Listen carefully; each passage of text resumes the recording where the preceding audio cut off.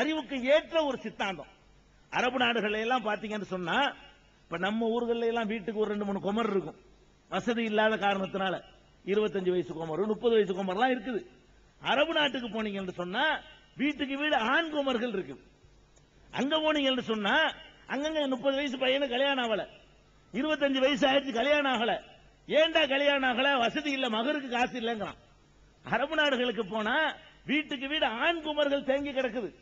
கடைசியில கவர்மெண்ட் என்ன பண்றான்? மானியம் கொடுக்கறான். அட கல்யாணம் பண்ணாம ஏண்டா இருக்கிறீங்க, எங்களுக்கு அப்ளிகேஷனை கொடு, நாங்க மானியம் தர்றோம், அதை வாங்கி கல்யாணம் பண்ணிக்க. ஏன் அப்படி நடக்குதுன்னு கேட்டா 5 லட்சம் குறைஞ்சது மகர். 5 லட்சம் ரூபாய் இல்ல, ரியால் 50 லட்சம் ரூபாய் ஆச்சு. 5 லட்சம் ரூபாய் சொல்லல, ஒவ்வொரு பொம்பளையும் கல்யாணத்தின் போது 5 லட்சம் ரியால் எண்ணி வைக்கிறான். 5 லட்சம் ரியால் தான் நம்ம ரூபாய்க்கு ரியால் 10 ரூபாயா 12 ரூபாயா 60,000 ரூபாய், 60 லட்சம் ரூபாய் ஆச்சு. 5 லட்சம் ரியால் மகர் என்று சொன்னா ஒரு ஆம்பளை ஒரு பொம்பளைய கல்யாணம் பண்றதுக்கு 60 லட்சம் ரூபாய் அவனு கொடுக்க தயாரா இருக்கிறான்.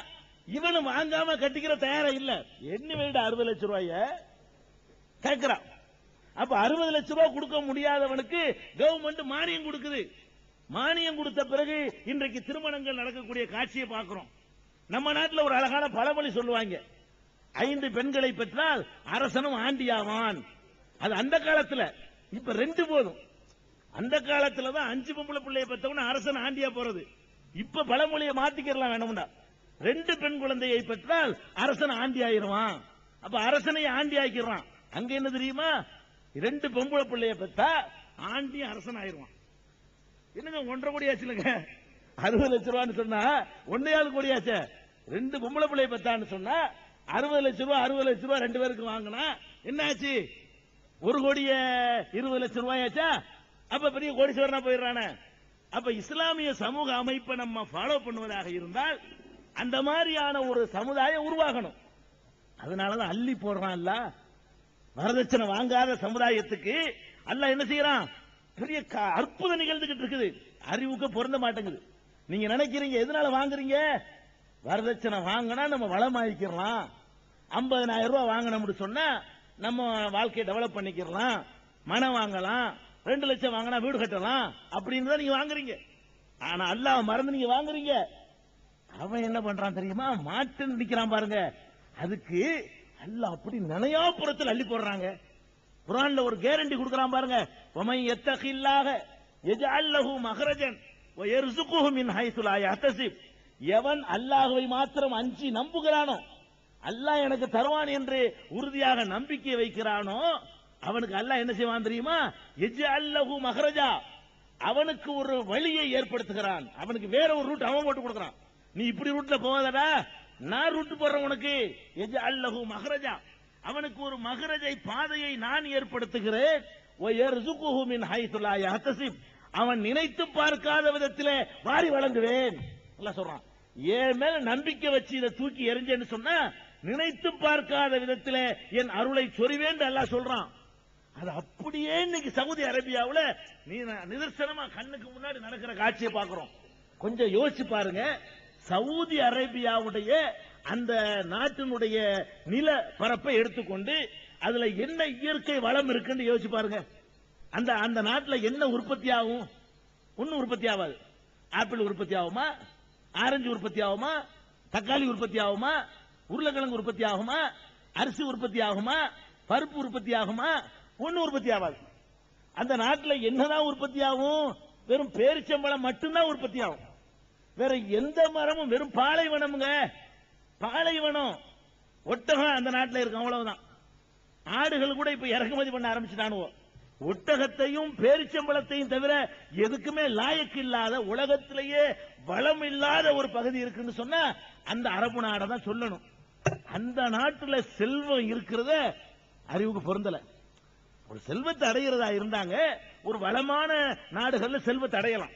நிறைய தானியத்தை உற்பத்தி பண்ணி, ஏற்றுமதி பண்ணி, பசுமை புரட்சி பண்ணி, அதெல்லாம் பணக்காரனாகலாம்.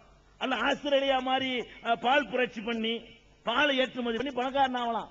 இவன்ட்ட என்ன இருக்குது அரபு நாட்டில்? ஒண்ணுமே இல்லை, வெறும் பாலைவனம். அவன் நினையாபுரத்தில் எப்படி கொடுக்கறான் தெரியுமா? பாலைவனம் தானடா, அரிசி பருப்பு தானே இல்லைங்கிறங்க பாரு, என் விளையாட்ட பாரு. அல்லாஹ் சொல்றான், ஏன் விளையாட்டு இப்ப பாடுறா, அங்க தோண்டுனா கருப்பு தங்கம் வருது. மண்ணுக்குள்ள பாலைவனத்தை தோண்டுனா அல்ல என்னத்தை கொடுக்கறான், கருப்பு தங்கம் என்று சொல்லக்கூடிய பெட்ரோலை. பெட்ரோல்ங்கிறது கருப்பா தான் வரும், குரூட் ஆயில்ங்கிறான்ல, உள்ள இருந்து எடுக்கும்போது கண்ணங்கரேன்னு வரும். அதை பிரிச்சு தாறு எடுத்துருவோம், அதுல இருந்து தாறு பிரிப்பான், அப்புறம் மண்ணெண்ணம்பா, அப்புறம் டீசலுமா, அப்புறமேல் பெட்ரோலுமா, இப்படி பல வகையை பிரிச்சு எடுக்கிறான். பிரிச்சு எடுக்கும் போது கண்ணங்கரேன்னு வரும். அதுக்கு பேர கருப்பு தங்கம்ட்டாங்க. ஏன் தங்கத்துக்கு அதாவது எதுல கிடைக்காதோ இப்படி ஒண்ணு நினைச்சு பார்க்க முடியுமா?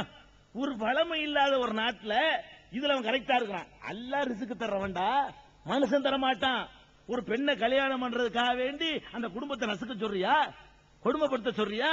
அப்படிங்கறதுல உறுதியா இருந்த காரணத்தினால அரிசி பருப்பு இல்லாம நெல்லு புல்லு இல்லாம அந்த நாட்டுல அல்ல அள்ளி போடுறான். நம்ம அங்க போய் சம்பளம் வாங்கி பணக்காரனா இருக்கலாம். நம்ம யாரு பணக்காரங்க? அரபு நாட்டுல போய் சம்பளத்துக்கு இருக்கிற நம்ம பணக்காரன். அவன் எப்படி இருக்கான்னு பாருங்க. நம்மள எப்படி ஆக்கிவிட்டான், வரதட்சணை வாங்குறவன போய் லேபர் ஆக்கிவிட்டான். அங்க லேபரா இருக்கிறவன் இங்க வந்து பணக்காரங்கிறான். அங்க 400 ரூபாய் சம்பளம் கொடுப்பாங்க. 400 ரூபாய் 5000 ரூபாய்ல இந்த நாட்டுல எந்த கடையில் 5000 ரூபாய் தருவான்? அப்ப அங்க 400 ரூபாய் கொடுத்தான்னு சொன்னா 4800 ரூபாய் ஆச்சு. 5000 ரூபாய் இந்தியாவுக்கு வந்துடும். அவன் 400 ரூபாய் சம்பளம் வாங்கி நம்ம பணக்காரன் காலத்துக்கு விட்டுக்கிறோம். அவன் 400 ரூபாய் சம்பளம் கொடுக்குற 40 பேருக்கு அவன் கொடுக்குறான். ஒவ்வொருத்தனு நம்மள மாதிரி 40 பேருக்கு கொடுத்துட்டு இருக்கான். அப்புறம் அல்ல இங்க ஒண்ணு பட்டம் பத்தியா? அல்லாவை நம்பி ரிசுக்கு தர்றவன் அல்லாங்கிற நம்பிக்கை முதல்ல ஆழமா பதிய வச்சுக்க. வரதட்சணை வாங்குற நியாய அநியாயங்களை நான் கடைசியா பேசுறேன். முதல்ல இந்த வரதட்சணை காரணம் பணத்தாசை. எந்த வகையில வந்தாலும் நான் அள்ளிக்கிறேன், நியாய அநியாயத்தை பார்க்க மாட்டேன். எவன் எக்கடி விட்டாலும் பரவாயில்ல, நான் இப்படி பணத்தை திரட்டி என்னை வளப்படுத்திக்கிறேன், என்னுடைய வாழ்க்கையை முன்னேற்றம் ஆகிக்கிறேன் நினைக்கிறியே. உன்னையெல்லாம் என்ன பண்ணிருக்கான் இன்னைக்கு? எவனாச்சும் வரதட்சணை வாங்கி டெவலப் ஆன ஒருத்தன் சொல்லு பார்ப்போம். கருத்திரம்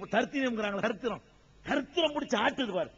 2 லட்சம் ரூபாய் நீ வரதட்சணை வாங்கி கல்யாணம் முடிஞ்சு பார்த்தா எல்லா பயலுக்கும் கடன். 2 லட்சம் ரூபாய் வாங்கி கல்யாணம் பண்ணியடா, கல்யாணம் முடிஞ்சு பார்த்தா பந்தக்காரனுக்கு காசு கொடுக்கல, லைட் சீரியல் காரனுக்கு காசு கொடுக்கானா, மளிகை கடைக்காரனுக்கு பாக்கி, பள்ளி வாசல்ல பாத்திரம் எடுத்ததுக்கு பாக்கி கொடுக்கானா, வாடகைக்கு எடுத்ததுக்கு எங்க கூட நிப்பாட்டுறான். நீ 2 லட்சம் ரூபாய் வாங்கி நீ கோட்டை கட்டின, மனக்கோட்டை கட்டின. அவன் பெரிய மக்கரெல்லாம் அல்லாஹ் ஹைருல் மாக்கிரீன், சூழ்ச்சி செய்கிறார்கள். அல்லாவும் சூழ்ச்சி செய்யறான். ஆனா அவன் சிறப்பா சூழ்ச்சி செய்வான். அவன் டெக்னிக் இருக்காது வேற. இல்லாத இடத்துல கொண்டு கருப்பு தங்கத்தை கொடுப்பான், இருக்கிற இடத்துல சுரண்டி எடுத்துருவான். கொடுக்குற மாதிரி தெரியும், 2 லட்சம் வர்ற மாதிரி தெரியும். கல்யாணத்துக்கு மறுநாள் ஒண்ணுமே இருக்காது. முதல்ல இதை நம்ப ஒரு மூமினுக்கு இருக்க வேண்டிய முதல் நம்பிக்கை என்ன தெரியுமா? இந்த பணம் எப்படி வந்தாலும் பரவாயில்லை நினைக்கிறியே, அது தப்பு. அது நிச்சயமா இந்த உலகத்துல அப்படி நினைச்சு எவனும் கிடைச்சதே கிடையாது. இது ஞாபகத்தில் வச்சுக்கணும். இந்த சொல்லி காட்டினார் எனக்கு முன்னாடி பேசும்போது. பர்மாவுக்கு போனீங்க, ரங்கூனுக்கு போனீங்களா இல்லையா? இந்த நாட்டில் உள்ள முஸ்லீம் எல்லாம் ஒரு 25-30 வருஷத்துக்கு முன்னாடி எங்க ஓடினா? ரங்கூனுக்கு ஓடினான். பர்மா அங்க போன அள்ளிட்டு வரலாம். என்ன தள்ளிட்டு வந்த? போய் பணத்தில அனுப்புன. ஒரு வார் வந்துச்சு, யுத்தம் வந்துச்சு. 50 வருஷத்துக்கு முன்னாடியா யுத்தம் வந்துச்சு. போட்டாப்புல விட்டு ஓடியாந்துட்டான். அங்க வச்ச கடை தொழிற்சாலை ஃபேக்டரி அது இது எல்லாம் அங்க கிடக்குது. உடுத்தின வேட்டியோட ஊர்ல வந்து நிக்கிறான். ராத்திரி பணக்காரனை படுத்தான், காலையில பிச்சைக்காரன் அகதி முகாமுக்கு வந்துட்டான். இந்த பர்மா பஜார் கட்டி விட்டுருக்காங்க பத்தியில, அது கட்டினதுதான். அங்க இருந்து அகதியா வந்து எல்லாத்தையும் விட்டுட்டு வந்து பிழைச்சிட்டு போறாங்க. பர்மா பஜார்னு ஒண்ணு இருக்க. அது என்ன பர்மா பஜாரு? பர்மாக்காரனா இருக்கிறான் இல்ல, பர்மாவுக்கு பொழைக்க போன நம்முடைய ஆளுக்க உடுத்தின வெட்டியோட வந்தான்ல, அவனுக்கு செஞ்சு கொடுத்ததா சென்னையில பர்மா பஜாரு, இந்த காரைக்கால்ல பர்மா பஜாரு, திருச்சியில பர்மா பஜாரு, மதுரையில பர்மா பஜாரு. அப்ப அந்த பகுதியில போனவனை எல்லாம் உடுத்தின வெட்டியோட வரட்டி விட்டான்ல. அப்ப அல்லாஹ் தரும்போது தானப்ப உனக்கு தருவான். நீ ரங்கூன் உனக்கு கை கொடுக்கலையே. அப்புறம் சைக்கூனுக்கு போனி என்னாச்சு? சைக்கூனுக்கு போய் என்னென்னமோ ஆகா கொண்டு இருந்தீங்களா, என்னாச்சுன்னு அங்கே கட்டி விட்டுட்டாங்க. இலங்கையில போய் சம்பாரிச்சு என்னாச்சு? இந்த அடிக்கிறாங்க. ராமேஸ்வரத்துக்கு போய் பாருங்க. பெரிய பெரிய பெரிய பெரிய தொழிற்சாலை அதிபராக இருந்தவெல்லாம் பட்டச்சோறு வாங்கிட்டு இருக்கான். பட்டச்சோறு கொடுப்பாங்க, புளிச்சோறு கொடுப்பாங்க. ராத்திரி படுக்கும்போது பணக்காரன் 1982 நினைக்கிறேன் அந்த தகராறு